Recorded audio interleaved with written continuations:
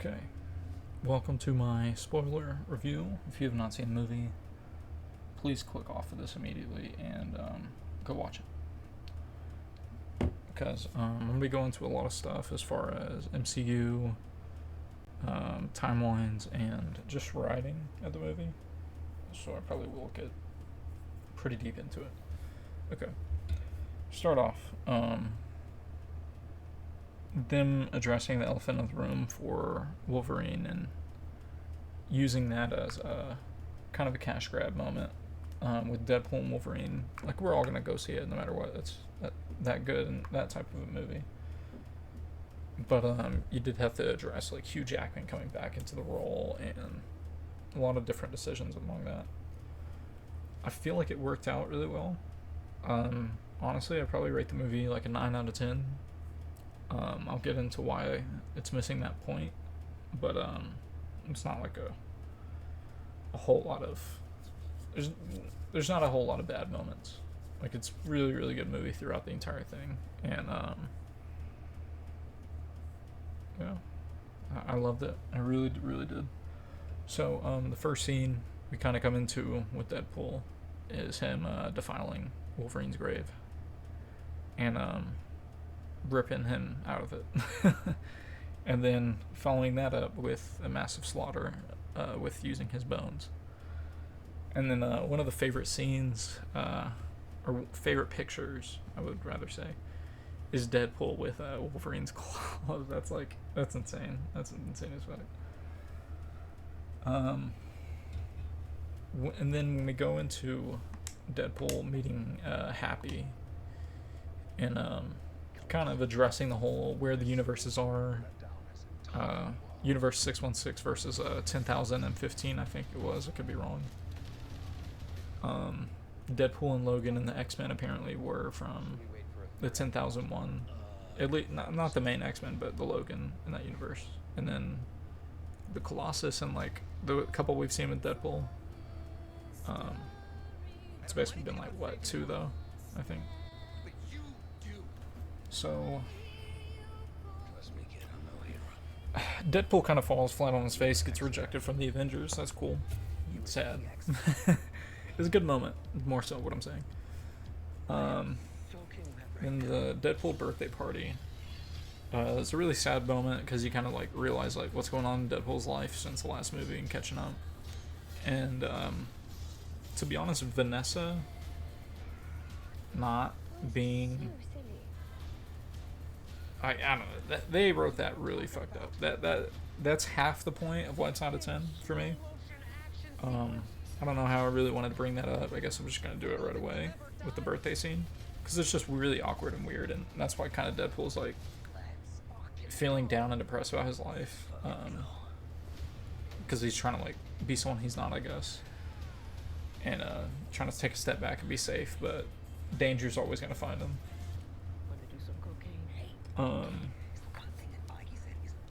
Off limits.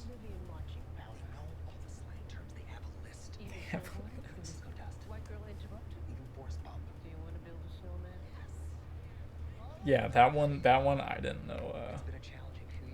I didn't think that was gonna get in there, to be honest. Peter. Okay. Then we get this.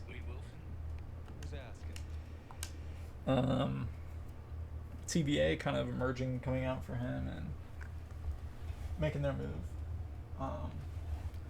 It's pretty interesting that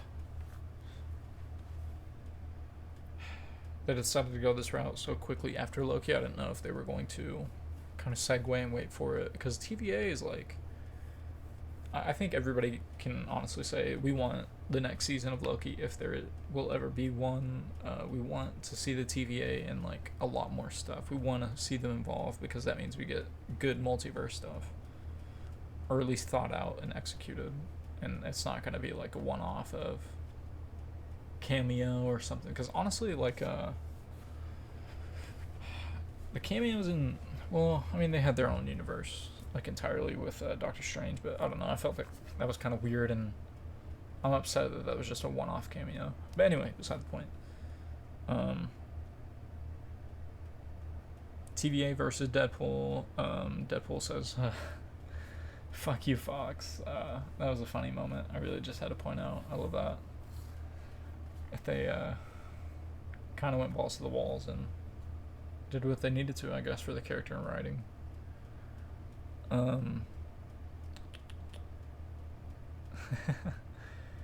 The new Deadpool suit with let's see if we can find it here. When he comes out and he's like shredding his stuff or getting ready. I don't think they show it. Never mind. Must be never the trailer. But no, it was a good moment. It was a funny moment about the tailor and everything, and I really appreciated that. And we kind of get into the TVA guy's kind of true motive, paradox, and learn that he's. I think it's the scene, or it could be the next one that. I think it's the next one. He comes back with Wolverine, and he realizes they're not above board, and they're kind of doing some underhanded stuff over here.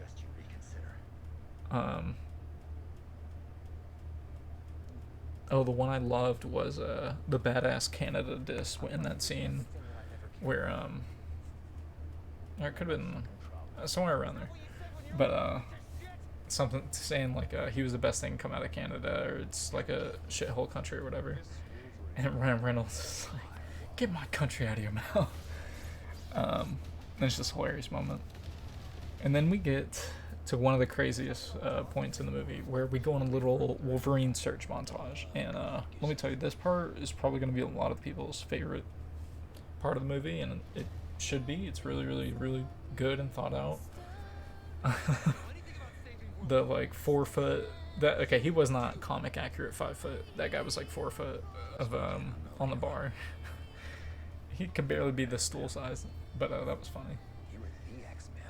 And then what other one? So we had the biker one, which ended up being Henry Cavill, crossover kind of reference, and all of that.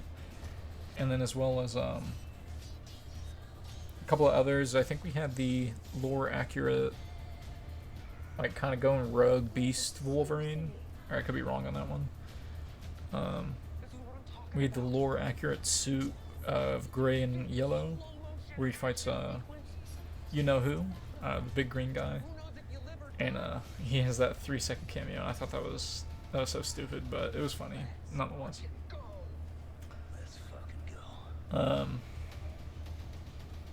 After the Wolverine montage and Deadpool he's like, "Oh, you're the guy.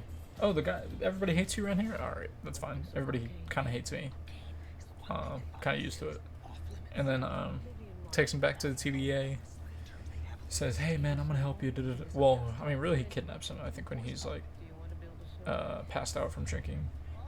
And then when he wakes up, it's kind of given that little introduction of, "Oh, this is Deadpool." Or not Deadpool. This is the Wolverine that messed up, that everybody hates. And I'm gonna be honest, and I'll talk about this right now. And not his scene with his daughter, but it was a really stupid one. I think I actually put it less than a 9 just because of that as well. Like, I feel like they could have went more all out. Like, I think Wolverine, they should have had the one comic line where Mysterio comes in and it's versus Wolverine. Mysterio kind of like tricks him entirely. That's an amazing comic. And I feel like they're trying to not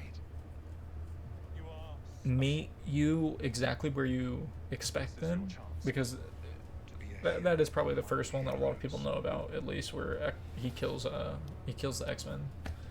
But I don't know, I feel like Marvel sometimes has to put one out there that we know and then like hit us with the surprise one. But like this one, I feel like they didn't do enough for Wolverine to feel that way. I know it's kind of like messed up to say that, because like all the X-Men did die. Oh, here it is. It wasn't this one, I guess. I don't know. It was kind of fucked up. It was weird, to say the least. But it worked. I guess they needed it because they needed him to be a little more fighting, you'd be like, well, you wouldn't even be Wolverine at all. You wouldn't even try it. But so we have them, they're dumped into the void here. At least that one scene. And we get this iconic little picture right here.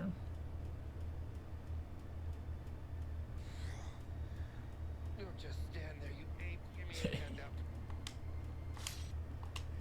This scene, that's perfect. Their fight goes on for a little bit, and they have some really good bits. They have the Fox sign behind them that Deadpool falls on and everything, and really appreciate that. Then you have the little we all thought, so I had two thoughts. One, I was like, they can't do him. That would be like copyright infringement off of Black Adam. But I thought it was Black Adam. I don't know for what reason. For a moment, I just saw the hood and I thought it was black. And I was like, there's no way they're gonna do a DC crossover in a Deadpool film. And they didn't do that. Thank God. That would have been weird. But I did want to say this actually. This is one of my notes. Deadpool, I'm pretty sure he made a joke about Black Adam and The Rock Johnson when he was saying the whole cinematic universe structure is going to change or something. He said something along the lines where The Rock Johnson had said that when he's promoting Black Adam, and that was just hilarious. A lot of people have been riffing on that lately. Black Adam wasn't that bad, let's be honest. The studio made it that way. The writing wasn't good, but everything else was there.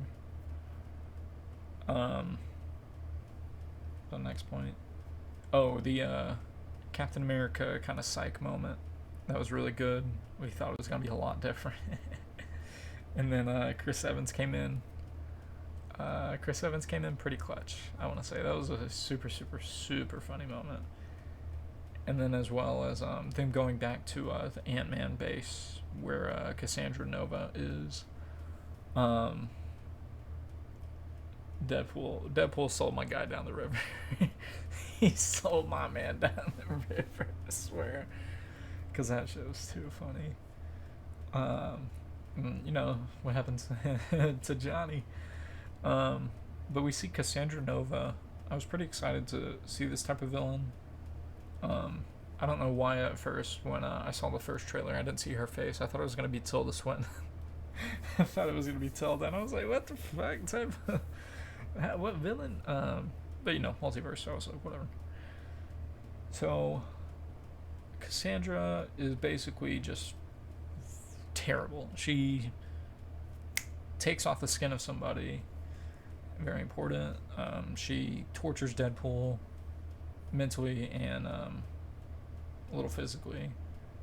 And then Wolverine, she makes Wolverine a clown. That was some impressive powers, I'm not gonna lie. If she was a good guy, like, there would be no problems in the universe. Like, there's a way to beat her, but, like, you have to be prepared. It's like a thing, like, if it's a surprise attack, you're fucked. But, so, Deadpool and Wolverine, they get off of, that, freaking Titan Sentinel, leg piece saves them. It was funny. And then they make it to a diner, have a little chat, a heart-to-heart moment. But Deadpool kind of gets more delayed on, like, why are you so dark? Like, what's your reasoning? Then from there, probably get one of the most important characters, Dogpool. Little pupper. He is precious. And I've seen a lot of people online say they didn't appreciate the dog, or they didn't think the dog, it should have been that dog. And to everybody who says that, to be honest, that was a perfect dog to play Deadpool, because, like, Deadpool usually, at least most of the variants, hopefully, I don't know, under skin, that would take too much makeup time, but they are kind of, like, ugly. Their skin is messed up, and that's why the one Deadpool out of all of them wasn't, because he was kind of a super anomaly. Like, he was a weird one. I can't believe that, but that was a funny moment. I'll get to that. And then the handsome Deadpool gives them the ride, and finally they're able to peace out. And the Deadpool mobile just turns out to be a freaking Honda Odyssey or whatever it was, and that was a good moment. Deadpool and Wolverine argument. They have a little verbal fight, going back and forth a little bit. Oh, the funny. I do want to say this. The little Spider-Man quip, because Sony is not allowing them essentially to use Spider-Man in any fashion form. Probably even say Peter Parker. You couldn't even say those two words. And I think that's why they were making jokes about Peter. Otherwise, I would have thought that they would use Bob from the comics, you know. But you know, it's fine still. And then they actually get into this all-out bloodbath brawl, and Deadpool ends up like super tied up and restrained, and Wolverine's passed out because he's exhausted. And his daughter X-23 comes up and captures them, basically takes them back to her base, and we get some of the best cameos. I'm not gonna lie, these cameos totally left field. I feel like they could have done more, to be honest. I feel like they didn't do enough. I feel like they're amazing, and I guess you also have to remember that Chris Evans was like a part of their team up crew before he sadly met his end. But Elektra was badass. Her little joke about Ben Affleck's Daredevil is funny. Honestly, I kind of expected him to come out of nowhere last second. The Blade moment, that was insanity. Like, I can't believe they got that, and I can't believe even more so they kept making jokes about the current Blade situation and everything going on. That's pretty fucking hilarious. What up? Oh, the team up time. The Avengers assemble themselves and get together. Then later that night, when they're planning to go out and everything, Wolverine has his little heart-to-heart with his daughter and tells his reason. And again, like I said, I really don't feel like that was powerful enough a reason for him to feel that way. I feel like it was a little weird, but that's just my thoughts. Then we have a little scene where we see the spy for Mr. Paradox in the Void with Cassandra, and he's ordered to take her out and basically just, you know, end her life, but to double cross their deal and everything like that, and set off a whole chain of events. Then we cut to Deadpool and Wolverine and them heading towards back towards the Ant-Man base, Cassandra's base, and you know, we kind of get the all-out brawl we were waiting for and hoping for, and they deliver a lot on this one. Also, this scene here is pretty crazy, just for a number of reasons. A lot of people kind of get a good moment to shine, and that's also what I like. They didn't have maybe Elektra, actually. I feel like she only had like maybe 2 or 3, and I didn't feel like they were that crazy, but that's more on their movement coaches and everything, and I don't know, that's just my thought on that. So moving on, we have Wolverine and Deadpool versus Cassandra, and this turns out to be a pretty clear cut type of fight, like just a reenactment of the first one, and except in the fact that Cassandra is trying to get Wolverine to her side and kind of just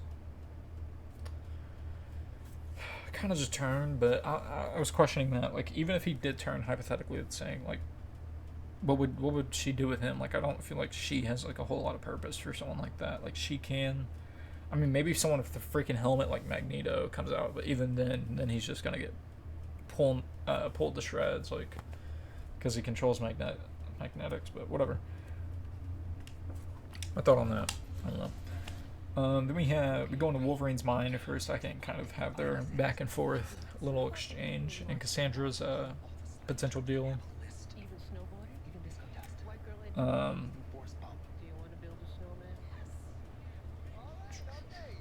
Then once they kind of get out of that, and they put the helmet on her. Then the agent comes up and, you know, double crosses finally and fucks it all up. I don't know what he was thinking. He should have just honestly left it as was.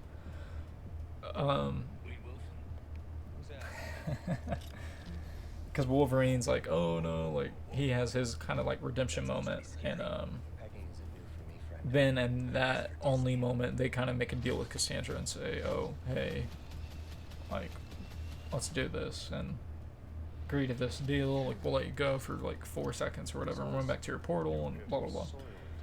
But then not long after that, after they see the TVA Mr. Paradox here and see him in the, was it the 10,000 universe, 10,015 or whatever, and he's about to go set off his bomb, Cassandra comes in like quickly after and is actually about to double cross Mr. Paradox based off of the assassin that he sent in to kill her and all. And it's a good moment. It's a good moment. Then you have, so this is also a question of mine with all the people under Cassandra's reign. I'm like, why did she have that many like Deadpools? Like, I don't feel like they would conform to her. I feel like they're a lot more free-spirited than we probably give them credit for, and they wouldn't be in like a huge mob like that unless, you know, I don't know, unless it was like maybe the Prime Deadpool leading them. But yeah, it seemed a little weird.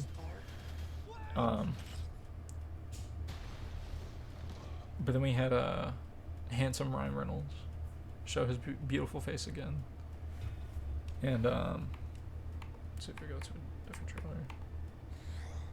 Oh my god, so many trailers. Him using handsome Deadpool is kind of like a scapegoat, and Human Shield is just, it's hilarious. It's a good moment.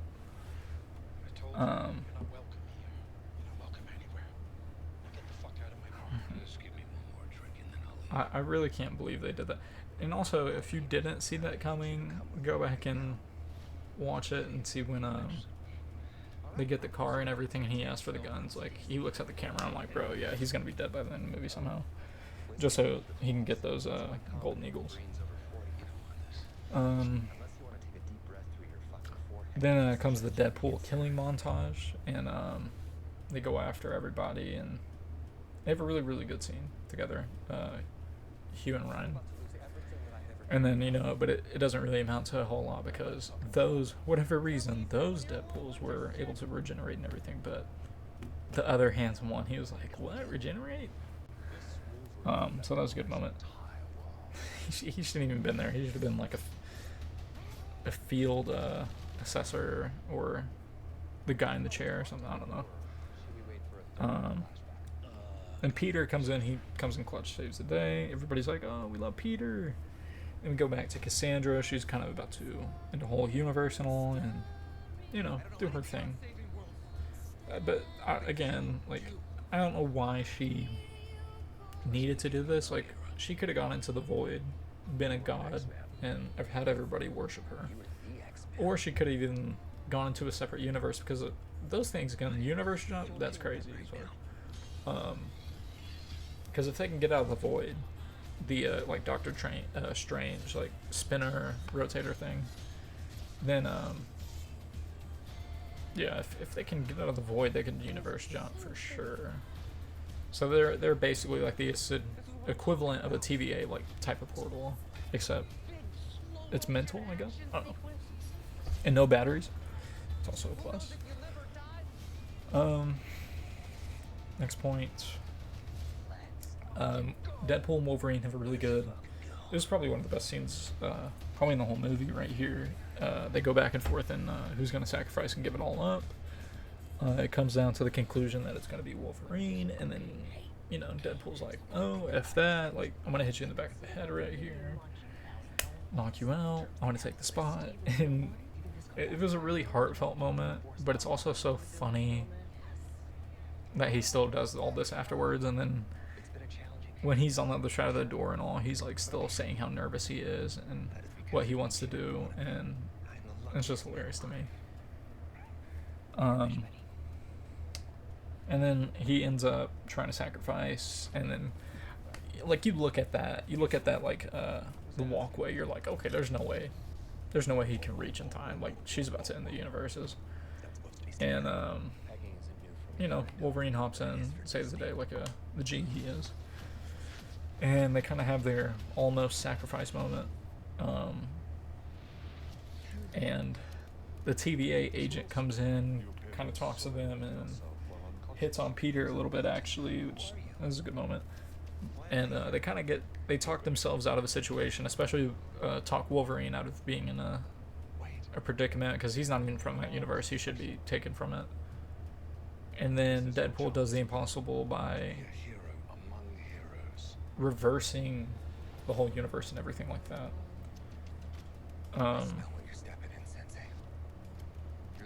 Also, Hugh Jackman's whole walk from around that corner was like hilarious and perfect. He still has it after all this time. It's pretty amazing that he was able to stay in shape. And if they want to do another movie with him, like they literally have to start filming right now, and maybe try and keep his clothes on as much as possible. Maybe just his arms would be nice, but like he doesn't need to go shirtless every single time now. He's so old, man.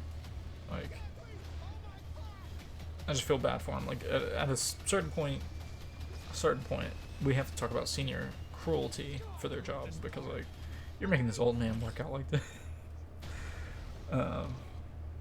But respect to Hugh Jackman. He's a real actor and he can do a whole lot, from musicals to Broadway to the whole 9 yards.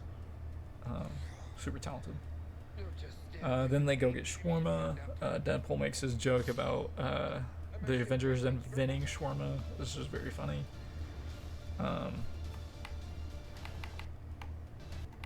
What else? Deadpool then asks, when they're about to split up, if Wolverine wants to meet the crew, I guess, and they cut to him coming home with him and meeting the blind owl. That's a funny nickname, by the way. And they have a little montage of meeting Al, and I don't even know her actual name. I'm gonna call her Al. And then everybody comes over for a little party, and they have a little dinner with Deadpool. And he saved the universe, woo, and he's Deadpool again, because, you know, apparently for whatever reason he wasn't before. Everyone had dinner and enjoyed themselves. And then Deadpool and the girl don't end up together. Like, I don't know. I thought that was weird. I thought that was a real weird moment. But to each their own. Honestly, I kind of don't want them together. I want it to kind of either be like a romance or bromance between like Wolverine, Spider-Man, Deadpool, or like Lady Deadpool and Deadpool, the focus. Because honestly, like Vanessa, she's great. But after like the first two movies and how the second one ended and how they kind of wrote this one, I just thought it was really confusing and weird how they chose to do everything. Like I'm kind of just upset that it was written like that. But that, again, that's a personal thing, and that is also feeding into the 1 point down from a 9.10 from a perfect 10. But that's just me. So no one else probably feels that way. I don't even know if people are talking about it, but it is what it is. And then we go to the final credit scene of. Honestly, I would believe it if in the next movie Deadpool made a joke about this and was like, "Oh yeah, I didn't find a timeline where Johnny did that in the void," or, well, I guess that you can't do that since they're in the void. That's a singular timeline. Nothing like this is the only like consistent timeline is the void or the sacred timeline. But it'd be funny if you made a joke about that and be like, "Oh yeah, I definitely didn't alter all that video footage." But it was funny that it was still brought up, and Chris Evans had that little moment of him telling that lady she was complete crap. But yeah. But yeah, again, like this is so weird. Please tell me your thoughts on the whole Vanessa situation, the whole writing for Wolverine, and kind of like what his reasoning is for And just any other thoughts? Like, I want this to be an open discussion and communicate back and forth as much as I can and see. But yeah, these are my final thoughts. I really enjoyed it. I'll probably go see it a second time, maybe even a third. But you gotta really appreciate it. You gotta appreciate the good writing, because there's also in the first two movies they set up a lot of these jokes, and they do like long-standing bits that they've been talking about, and it was just really interesting. Oh yeah, actually wait, I didn't even mention Gambit. I don't even know how I skipped that point. I have it here, but I skipped it, so I'll bring it up now. But his Channing Tatum's like accent, shit was.